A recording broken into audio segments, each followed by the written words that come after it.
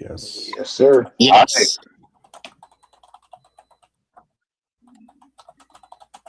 Uh-huh.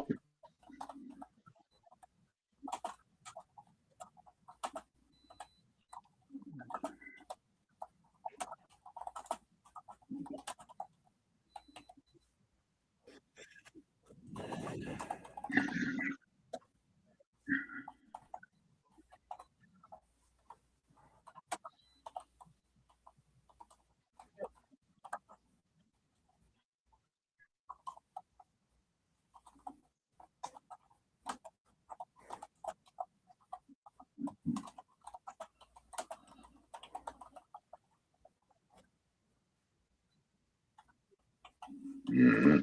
Yes.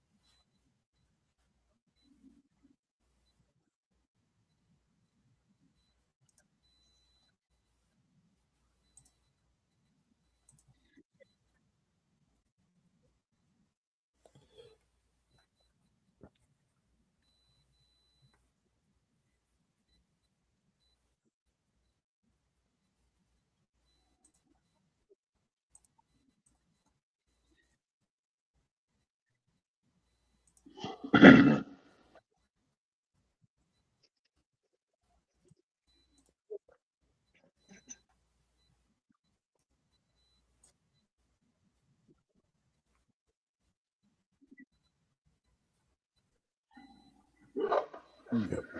Mm-hmm.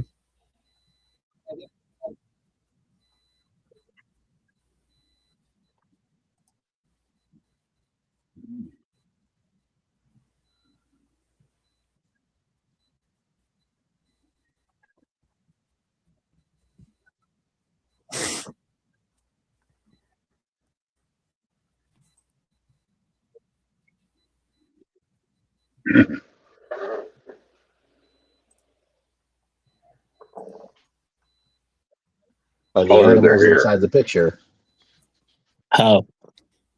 The animals.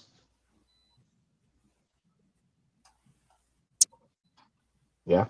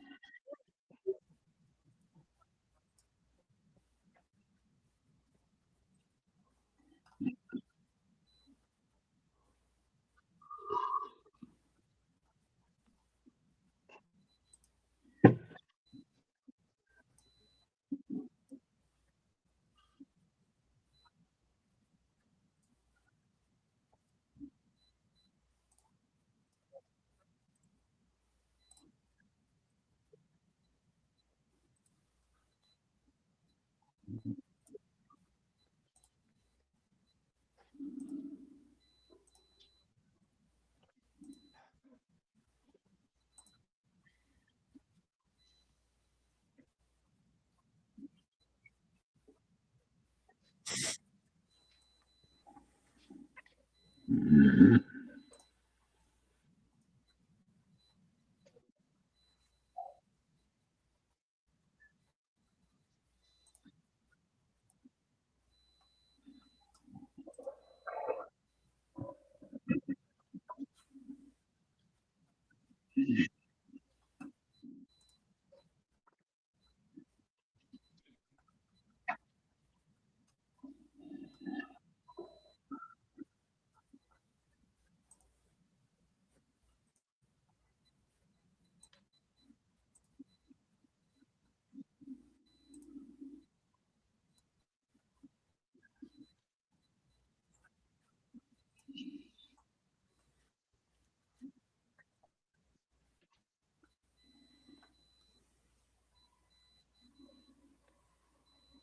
Michelangelo?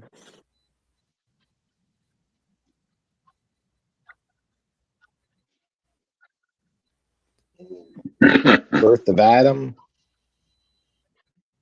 Creation of Adam. Yeah.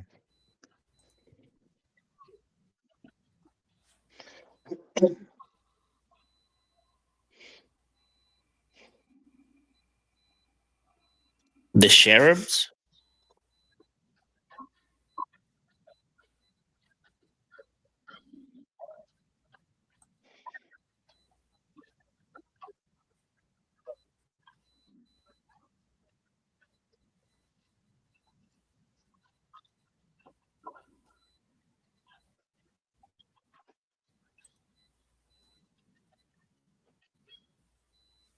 Yes. Mm-hmm.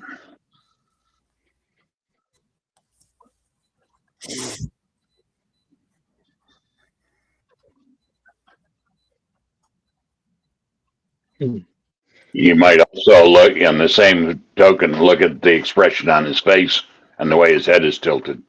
Same thing as it's the same as the wrist.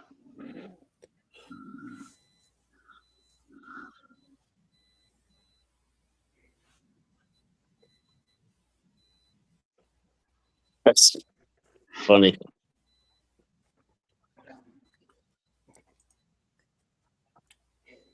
Well, yeah, he's being draped in a red garment like Venus as well.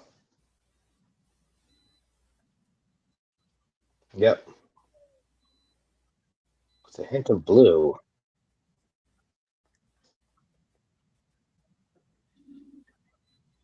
Hmm.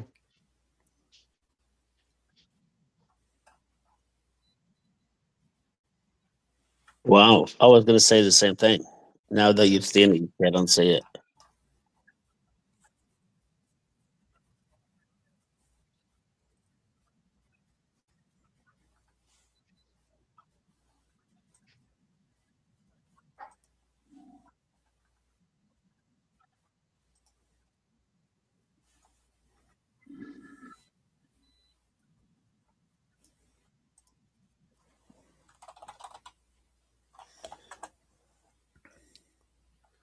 A lot. I count 9. Yeah. Yeah. Well, I was looking for 12 and I couldn't find the others.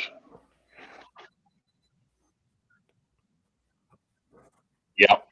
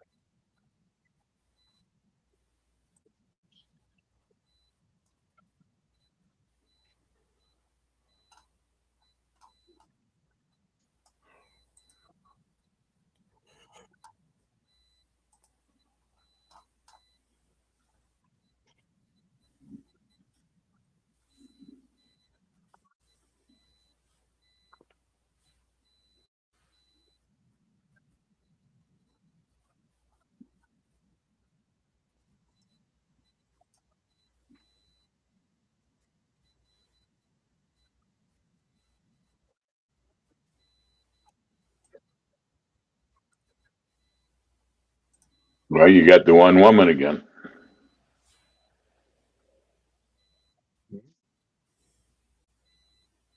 It's different from any other paintings I've seen, where this one is almost, I don't want to call it 3D, it's 2D. The other ones that I've seen, they're just all lined up behind or on the same line as Jesus.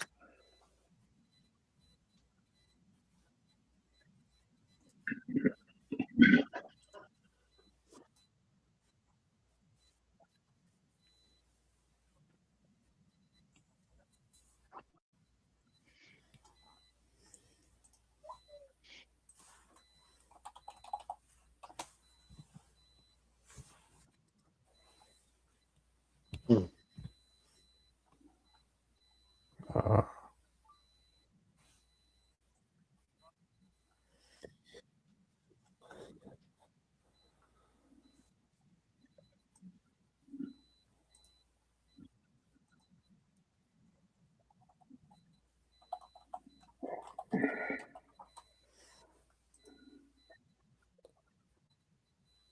yep. I was going to say that. Faces.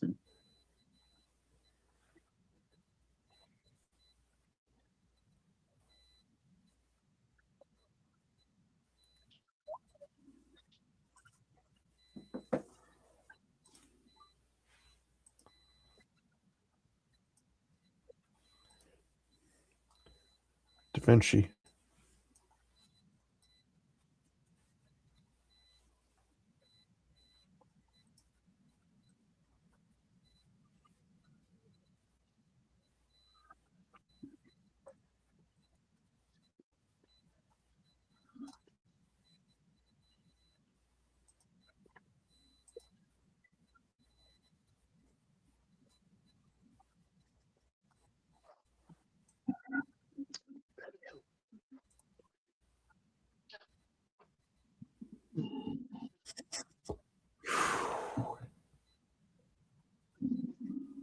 Dang it, Nick.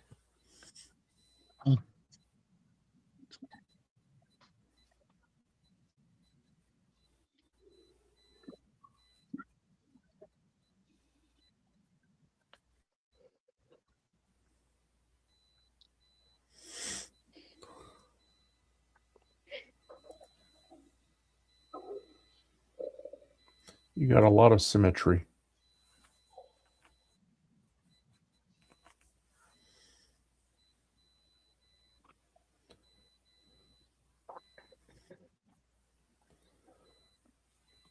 I see a few interesting hand placements, but Yes. Uh, there's some. uh, Well, there's also groupings of 3. yeah.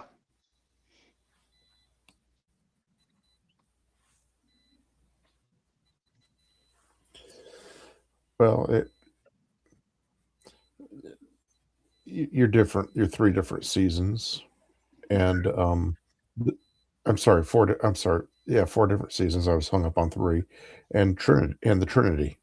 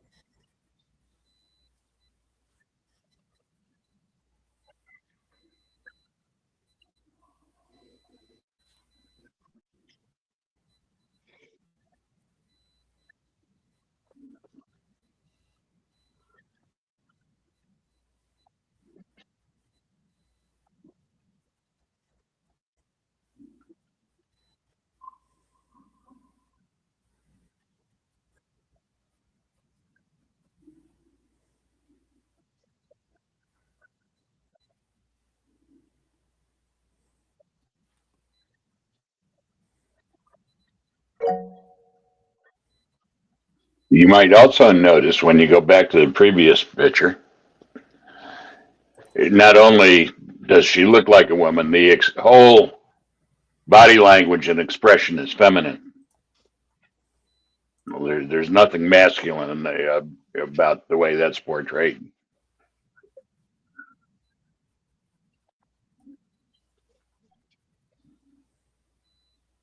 Well, so And oh, she's sorry. and she's Irish. Well, She's a redhead. also, Da Vinci was known for being progressive, and he painted his pictures as stand or rebellion against the church. So all of his paintings were interpreted according to the person, according to the intent that he was trying to portray.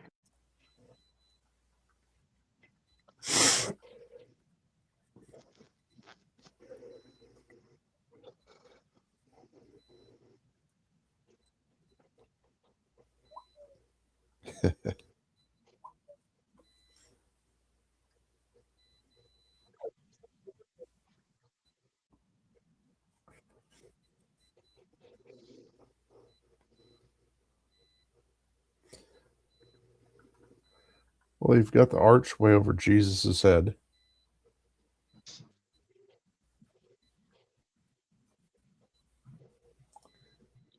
You can also look at the lines on the floor. Yes.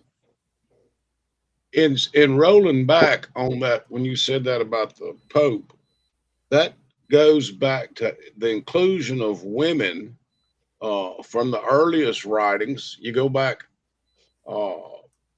I believe Pierre was talking about the progressiveness. Uh, that was part and parcel, the inclusion of women in a lot of writings. And I'll just use for the example, and I hate to, uh, not just from that, but from the oldest stories. And we'll use like the Odyssey. If you actually read that and step back, what that story's being told, the Odyssey, is it about Odysseus or Penelope? And the four women that were all very important. So when people say woke, we've started including women in this and trans in that. If you stop and take a look, it's been progressive among artists and writers, that inclusion very early on in some form, if you just look for it, to denote that feminine side.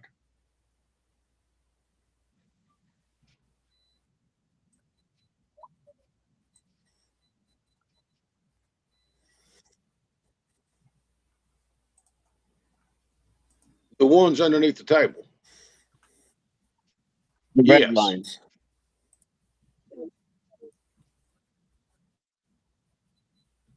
Yes.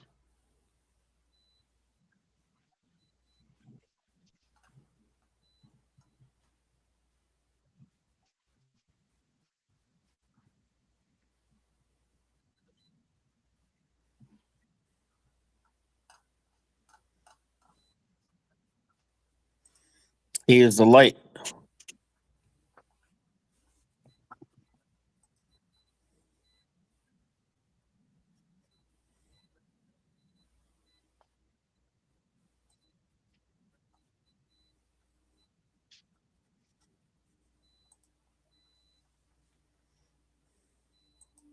I also noticed. No, the previous slide, please. I also noticed um, that there is in the front of the picture there is a blank tablet. What it looks like to me as a tablet. Yeah, that one. Unless I'm mistaken, it looks blank, or at least to me, it looks like it is a tablet from the like a blank slate. I believe.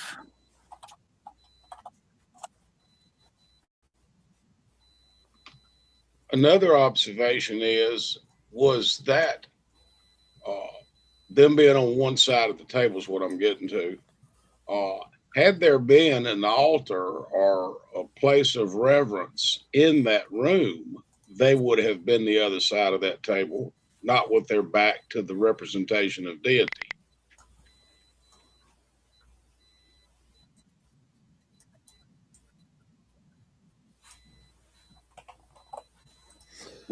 We'll find out one of these days.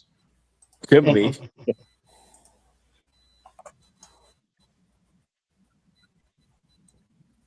And speaking about the commander, it goes back to a current news thing, and that's the Society of St. Pius, right? In Vatican II, as to whether the priest faced forward or faced toward the people. Yeah, They that's were still a already trying to figure contested. out their form of ritual. Yeah, this is still a contested ritual, especially in the Catholic Church. That some priests present facing their disciples, for lack of a better word, and others turn their back, paying reverence to Jesus on the cross.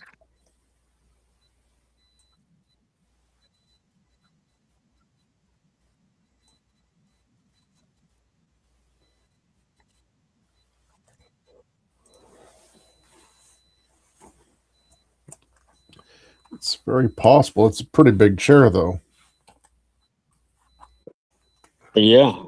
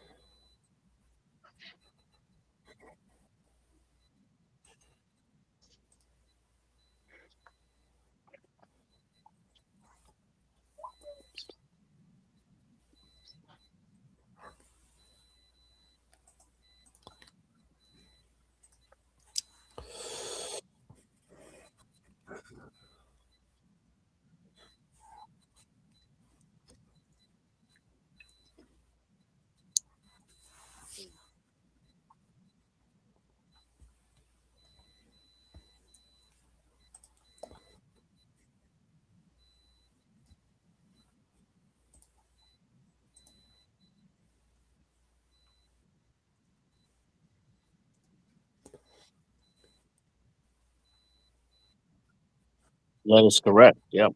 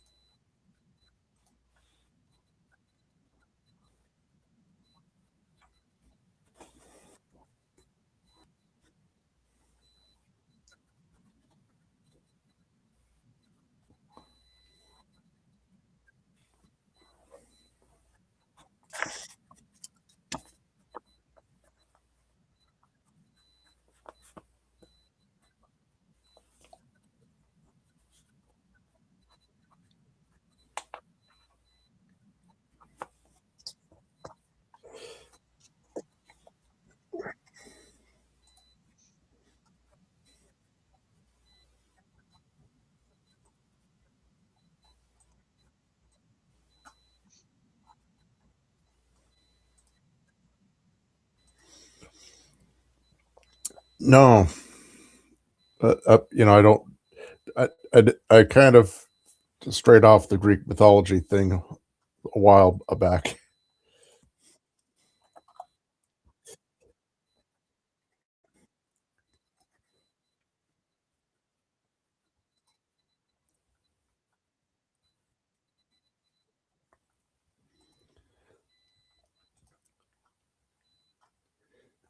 It's been a while, Nick.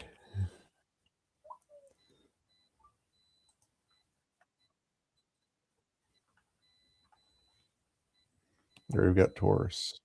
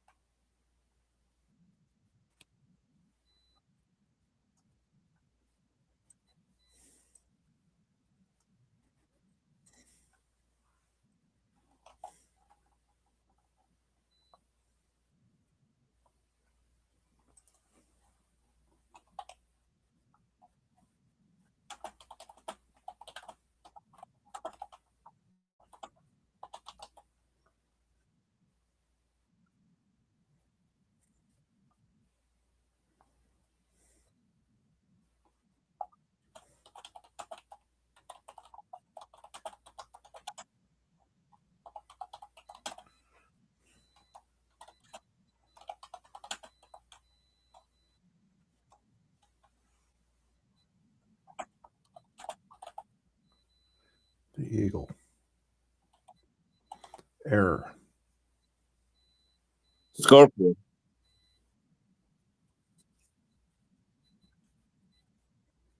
Yep.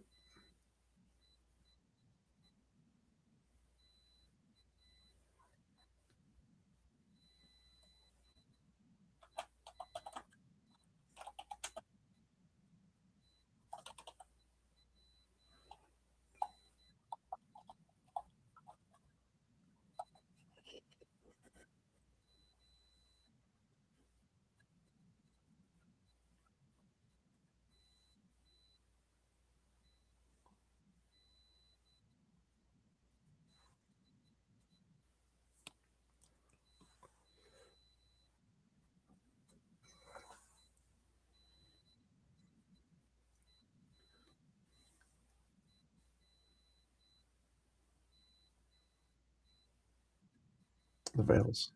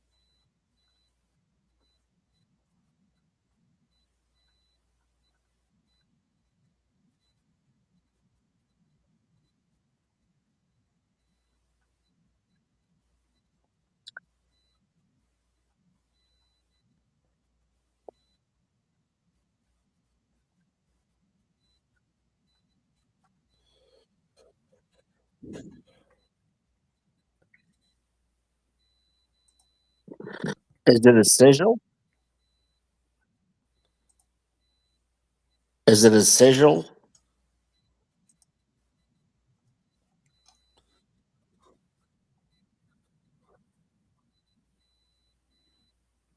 It's like it's a seal.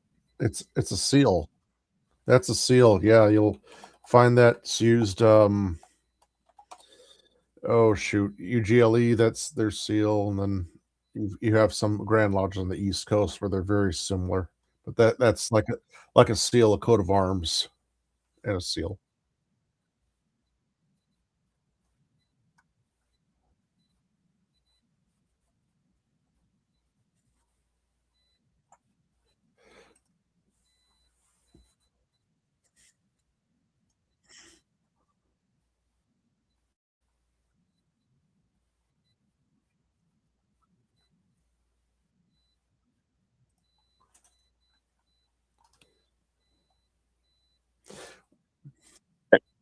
Well, Nick, I could kind of answer. I could answer that. Um, if you consider that you had both the ancients and the moderns, had both populated Grand Lodges in the United States, correct? And then you had the unification of the United Grand Lodge of England. Um, Let me just look that up real quick so I get the exact date. Um, 18, 1813, December 27th, 1813. So you figure that we've had the different Grand Lodges in the United States were around for some time. You had ancients and you had and then, the ancients being the AF, and AM Grand Lodges, and then the moderns being the F and AM Grand Lodges. Well, United Grand Lodge of England, um, largely a lot of the symbolism that relates to the Royal Arch came from the ancients. Um, so, like, for instance, being originally being a Maryland Mason, they used a very similar coat of arms to what UGLE uses, but they were started as an ancient, and they continue to be an ancient Grand Lodge. Um, Pennsylvania, funny thing is that they started ancient, and that's where Maryland got their charter. And Benjamin Franklin was a Grand Master of Pennsylvania when it was ancient. The moderns largely took over in Pennsylvania, though, and so Pennsylvania is F and AM, and for many, many, many years, the Grand Lodge of Pennsylvania referred to Benjamin Franklin as a heretic until it became convenient to say, or not a heretic, but an irregular Mason, until it became convenient that, oh wait, one of our founding fathers, yeah. So they've actually said, yeah, he was one of the past past grandmasters of the Grand Lodge. But the thing you got to think about is a lot of the stuff that came over with U.S. Masonry. We had a lot of things that were each of the Grand Lodge had really a lot of their own characteristics. A lot of the earlier lodges had their own flavor as far as ritual, and you'll still find some lodges where that's the case, like the New Orleans Scottish Rite craft lodges. You'll find some what they've referred to as lodges from time immemorial, like Fredericksburg #4, which was Washington's home lodge. You've got I believe St. John's in New York. You have some lodges that maintain their old rituals. A lot of the other lodges, though, adopted new ritual, rather the Preston Webb work, after 1843 due to the Baltimore Convention. So you're not going to see, they had the Baltimore Convention following the Morgan Affair. Essentially, was like hitting a reset button for U.S. Freemasonry, and largely influenced a lot of what's going on in Canada. You'll see some Canadian Grand Lodges that their work is more reflective of what you would see across the pond in the United Kingdom. But as you move further west, with the newer Canadian Grand Lodges, more or less, they're very much Canadian in many ways. They're very formal, but their work more resembles the American work. So you figure that you've had a mixture of ancient and modern lodges, and you had the adoption of the Preston Webb work, and I think Rhode Island. Let me check this out real quick. I just want to see Grand Lodge of Rhode Island. Yeah, Grand Lodge of Rhode Island is free and accepted Masons. They're F and AM. They're not AF and AM. And Thomas Webb was actually a Rhode Island Mason and was actually a past Grand Master of Rhode Island. So there you have it. That largely his work was adopted by most of the Grand Lodges in the United States, and they stuck with so it expunged a lot of the stuff that you would see related to the Royal Arch.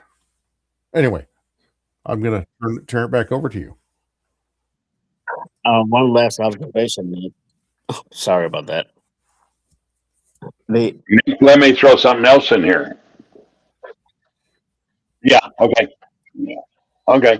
If we go back to that, to the seal, coat of arm, that center also, at least to me, represents the Jerusalem cross.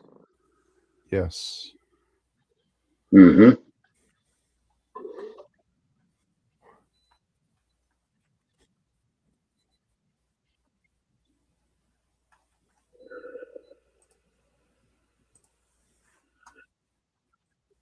Well, going back and going along with what John May said, you got to remember the heritage of Masonry in America with the early colonies.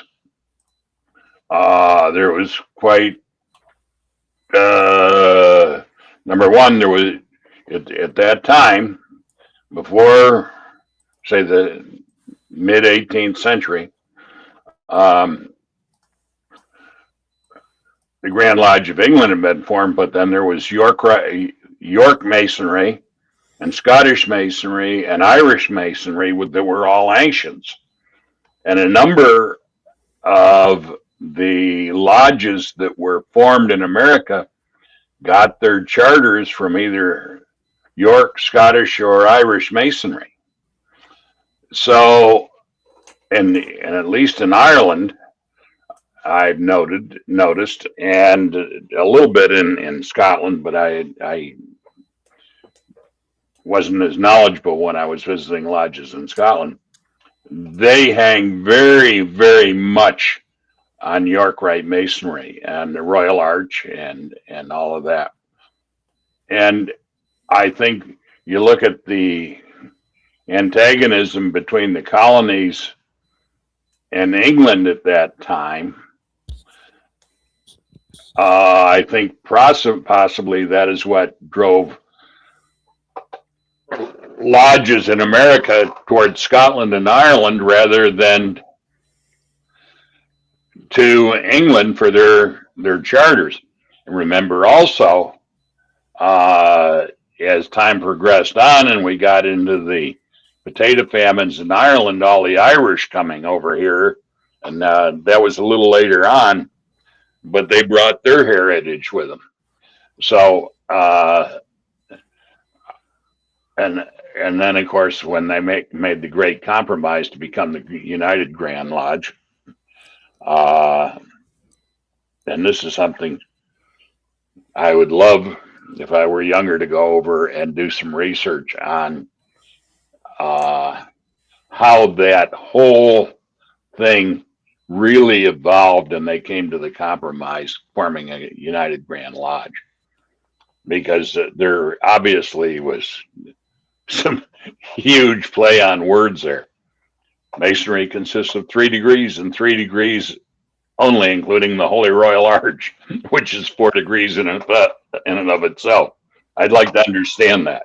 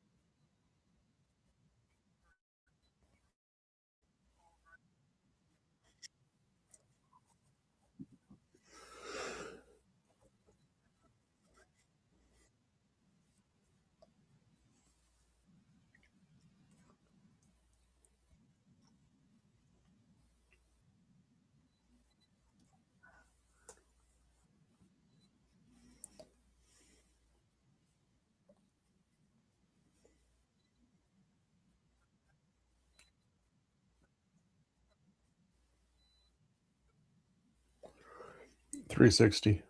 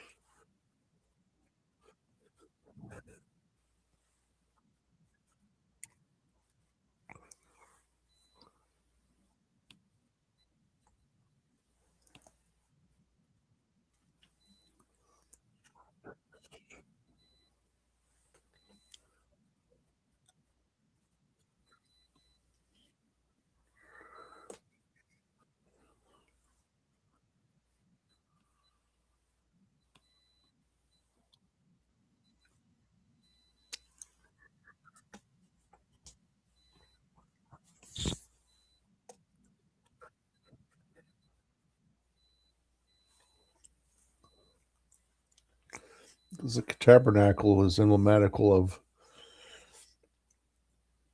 our solar system. The sun. Yeah, center of light. There we go. –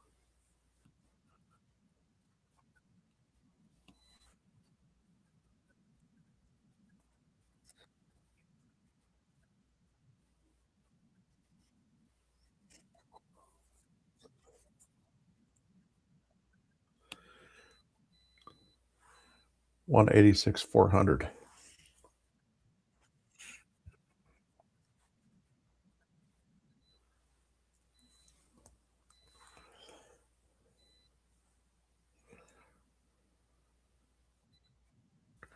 Oh, Oh, wow.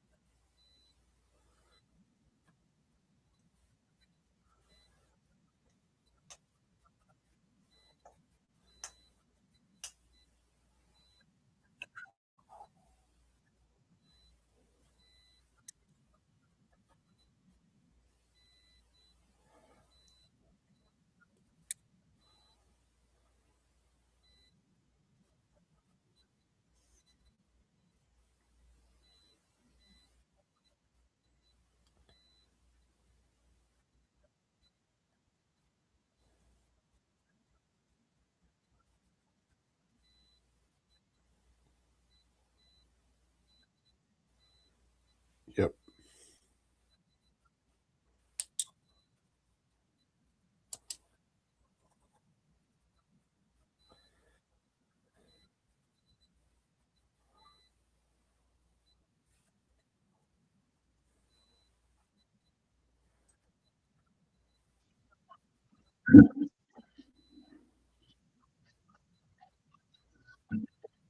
Yeah. Well, I'm going to wax a little philosophical here, but I have often said the Native American, before they got corrupted by Christian missionaries, had a much more spiritual life and closeness to the great architect than the missionaries who called them heathens. And this is telling me that in ancient times, where we go back into all of this that we've talked about this morning, the people, the knowledgeable people, had a much closer relationship to nature and the heavens and the environment, the whole environment, than we do in modern times, where we have separated ourselves from this association uh, with by the use of advancing technology. Uh, and I will give you a very simplistic example of that. I go out walking in the woods and I'm enjoying nature, and I don't wear any earphones or anything else. I don't like wearing sunglasses. I like to see everything as it is. But how many people are out there walking and they got their tunes on? They can't even hear nature. We've separated ourselves from it, and I think our man desires to be close to nature because nature is the great architect. But just my own little waxing philosophical.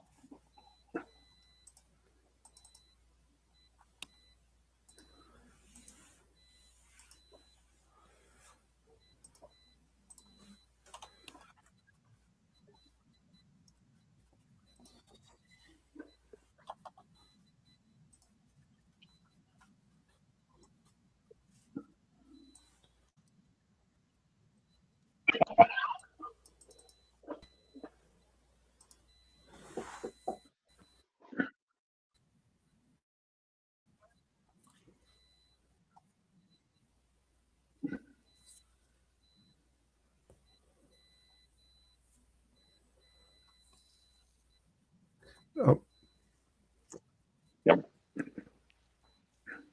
I do have a question. Um, is everyone enjoying these Saturdays? The Yes. Yeah. time, the date. Um, do we want Yeah. to try? Do we want to do another one here? August 22nd.